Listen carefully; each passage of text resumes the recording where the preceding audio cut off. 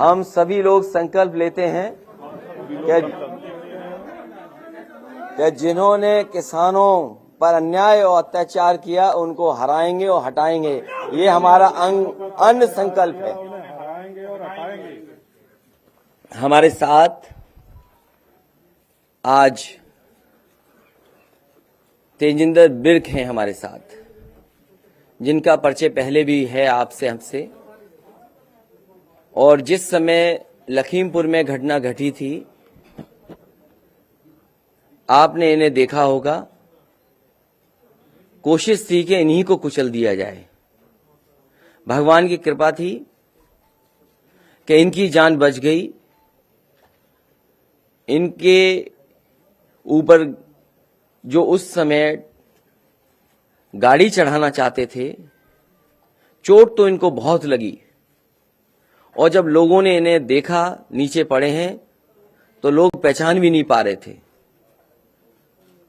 वहां के किसान लोगों ने, नेताओं ने इन्हें तुरंत लखीमपुर में भेजने का काम किया इलाज के लिए।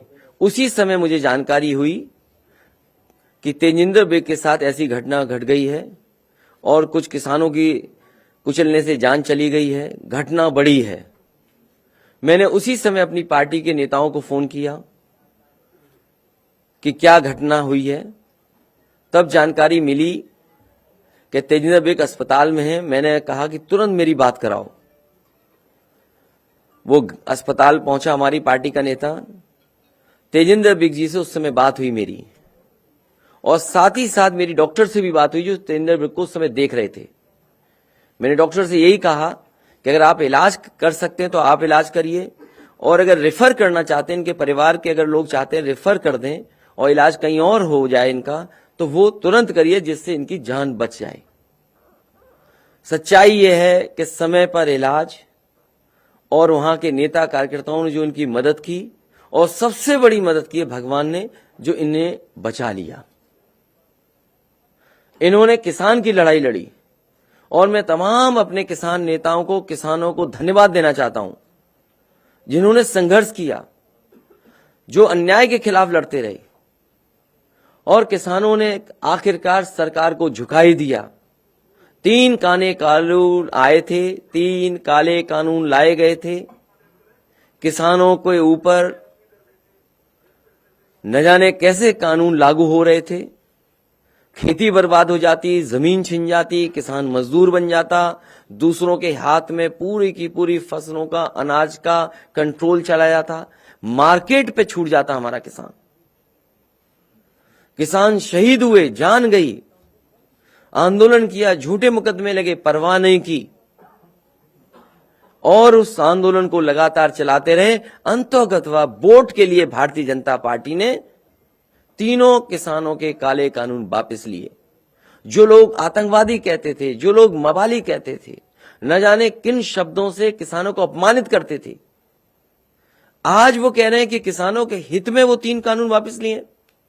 इसलिए समाजवादी पार्टी ने तय किया है कि हम अन्य संकल्प लेते हैं कि जिन्होंने किसान पर अत्याचार और अन्याय किया है उनको हराएंगे और हटाएंगे।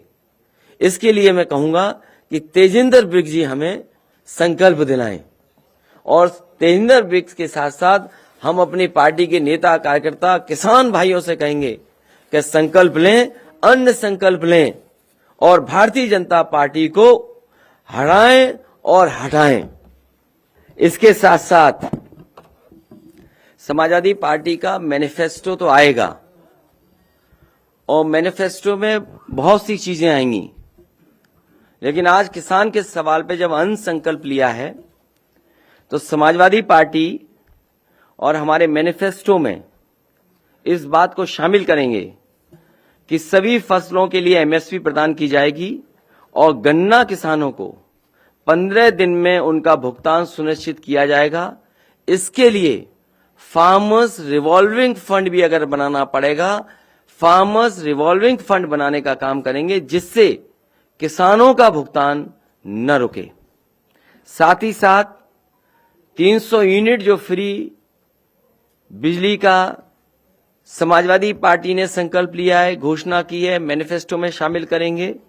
मैं उस बात को फिर दोहराता हूं कि सभी किसानों की सिंचाई के लिए मुफ्त बिजली दी जाएगी, साथ ही साथ ब्याज मुक्त लोन, बीमा एवं पेंशन की भी व्यवस्था किसानों के लिए की जाएगी।